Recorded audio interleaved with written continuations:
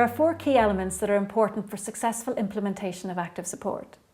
Many people with disabilities still live in small group settings, so staff have to provide support for more than one person at a time. This means that staff need to work as a team to support people, preferably using users' agendas and preferences as the starting point for activities and interactions. There also needs to be a consistent and balanced approach used by staff. There needs to be supportive rotas and shift plans to help staff to know what they are doing when they're on shift that day. And finally, we know that practice leadership is absolutely key to shaping up staff skills and to maintaining the quality of the support that people receive over time. The clips that we're about to watch illustrate a range of these elements. In the first clip, Dennis talks about practice leadership, the importance of shift planning and having accessible plans for the people that they support. When I first came here at Lavender Road, there was a lot of things that actually took place with people with support, but there wasn't really any structure. So you would get staff arriving on shift, and very often a question that would be asked as people walk through the door, they'd turn around and say, so what we're going to do today? And that would be a question that was very often asked. So when people actually came into the service, the people with support didn't know what they were going to do the day. And to be perfectly honest, neither did the staff. And that was something that we really had to change. So if you have a shift plan, for instance, on a Thursday, that tells staff exactly what they expect to do when they get into the service. People with support can also know what they're going to do on a Thursday as well, in case something happens, like for instance it's bad weather, or unfortunately you haven't got enough staff because some are sick or someone on annual leave. You have to have a contingency plan to back it up. So then people still have routines to their life and things to do. We had a lot of team meetings around this. We'll discuss things like shift planners, and we'll constantly review them and change them. And what it has done is it's made the staff happier, because when they come into the service, the first thing the staff will do, well, not the first thing, they obviously support the people with support first, but within the first half an hour or an hour, the staff actually look at these shift planners. They look a bit tatty now, because they use a lot, which is a good thing, but they'll look at them and then it'll highlight exactly what they're doing. It doesn't just highlight what they're doing, but it highlights which staff will support someone else. And people with support will also have and understand what they're doing. We do find it more difficult with people, as I said, with profound learning disabilities, to have some sort of plan for them so they can recognise how their day moves on. But there are people in the service, like Vincent, who has a planner, a Tizard planner, that shows him how that works as well. So his Tizard plan works exactly the same as the shift plan for the staff. So we've got that in advance all the time. Tom's done his bedroom today. Yeah. So we don't need to do that tomorrow. Lisa and Robbie are eating the tea now. Yes, she is. Are you in trouble? So what's really nice about this clip is that both staff members come in at handover to see Jacob first, and what we see here is the member of staff that's on duty sitting down to start with, and then she gets up and moves away, and the new person coming in takes that place. So it makes it very clear who's actually going to be working with Jacob next. And they do this before they move off into the office to have the discussion of handover. Planned for tonight. That was all was planned. Just a drive out, Jackie. We didn't want to put anything in to say, just in case his injection knocked him over the edge a little bit and gave him behaviours, but it hasn't. So we'll just go for his normal little drive to the lighthouse, and down to the Fish Quay. Right. I suppose the main part of practice leadership, or what I've found is practice leadership, people have asked us before what sort of style or approach I have, and I think the style and approach, the main thing is to be there. Not to be a manager who just sits in the office. As it happens, I am sitting in the office at the moment, but I like to be out there. So if people go to hydrotherapy or they go on an outing or anything and they come into the office and my door's always open, and the staff will say, Dennis, we may be short today, would you like to come along? I'll try, if it's possible, to drop anything to go along. Because what I can do from that is two things. I'm always being involved with the people with support, and their lives constantly change. So I'm involved with the changes in their life. But I'm also there to observe the staff and give them feedback on different things. It's just natural. So they kind of just go in and, you know, and prompt the person to go and make a drink, you know, so you feel comfortable. You don't feel like it's an act. And the response from the person that you're supporting, that's when you know it's natural, because they know what the next step is. So if you give somebody a box of cereal, then they'll tip it in the bowl because they've done it before. So you know it's all kind of that's a natural thing that they normally do. Otherwise they'd be looking at it and thinking, well, what do I do with this? You know? So you know, tip it into the bowl, they've done it before. Give them a jug, they tip it into the cup, they've done that before. So you know that it's done on a regular basis. Weetabix or your crackers? Come on, Joe, which one do you want? Which one do you want, Joe?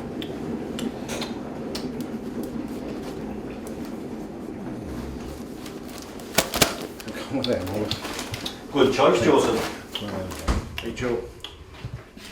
What do you want on your crackers? Do you want your cheese or your patty? Joe, which one do you want?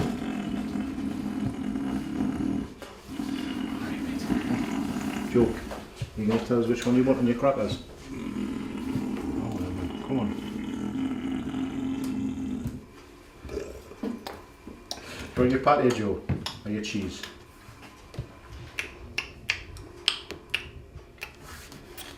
Right, Joe, which one do you want? Come on, and now you have your crackers.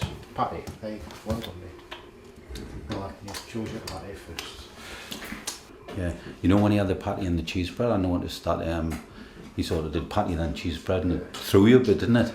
Yeah. Maybe because they were similar sized containers and I wasn't quite sure, but Yeah, if they're little enough, aye, little enough, they do look similar, don't they? If you had held them up to him and said cheese or patty, he maybe would have grabbed one and done his normal thing there.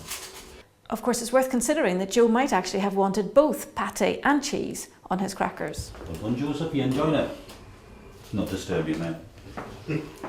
Because you know that you like it cool and you haven't got nothing there, Joe.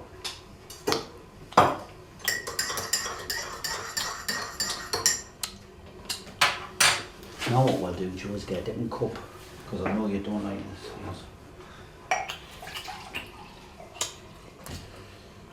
Joe, is that what you're doing, Dennis? Well, it's just what I do with Joe is sometimes, because I know that he likes it cool, doesn't really like hot tea, but he doesn't like the cup hot neither. And what I've found in the past is if you put the tea in the cup and the cup gets hot on the outside, Joe then, because he thinks it's hot, tips the tea down the sink. So if you change over the cup's nice and cool on the outside. Hey, Joseph, is that okay? Actually, that was quite an interesting thing for me to see, because what that was, when Joe has a cup of tea, he doesn't like it too hot, and if the cup's really hot on the outside, he can sometimes just throw it away because he thinks the tea's going to be hot. So what Dennis did was he poured it in, made the tea in one cup, poured it into that cup so the outside of the cup was cool, so that Joe doesn't then have the heat on his hands, so he doesn't think that it's going to be hot, so just throw it away, he tastes it first. Okay, take them out, Barry. We need to check them, don't we? That's it, you take them out, put them on there. That's one, and that one. Thank you. I came out after I'd done that and I said, I've missed so many opportunities with Barry there. Because I'd not done it for a long time, do you know what I mean? There were times where I should have just stepped back a little bit and waited for him, do you know what I mean? But I wanted to help him. Yeah. Because it's not about me wanting to take over, it's about me wanting to naturally help Barry to achieve what he wants to do, but stepping in probably a little bit too early. And I kind of said afterwards, I said, you know, I just took over so many times and so many missed opportunities that, you know. I'm very particular, or I try to be, I don't be. For me personally, it's about them genuinely having a genuine compassion and caring about the people that they support. Everything else we do can be taught. You can talk, you know, or pretty much teach somebody, you know, how to, I don't know, fill in documents or, you know, do the paperwork side of it. So it's being able to adapt yourself into the position of the day and look at the person and say, actually, this is who I need to be today to support that person. Be creative, look for opportunities. But I think somebody finding somebody with genuine compassion and who doesn't just, fly the bag of person-centred support, who actually feels it and wants to provide that, is the most important thing for me personally. And I know pretty much straight away within the first few weeks. Doesn't matter how many times, at interview you're only getting a snapshot of somebody really. But I think people that, genuinely do care and want to provide the best possible support that they can is very, very important. Yeah.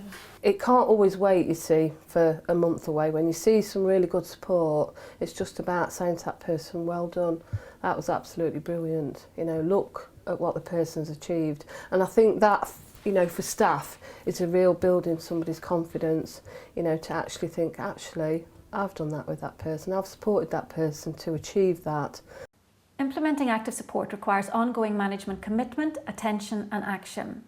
There are two key factors that determine whether staff will do active support: skills and motivation. Do staff have the skills to do active support? In other words, have staff had the training, both classroom-based and hands-on, and ongoing coaching and supervision to maintain their skills? And are staff motivated to work in this way? Some of the key things here are thinking about, what do staff think their role is? Do the staff see themselves as carers or enablers? How do staff know what to do and how to work with people? What do staff think that their managers want them to do? And also, what do they get out of the job? What are the consequences of the job? So organisations are usually good at dealing with the skills issue, although this is sometimes limited to classroom-based training and hands-on training is not provided.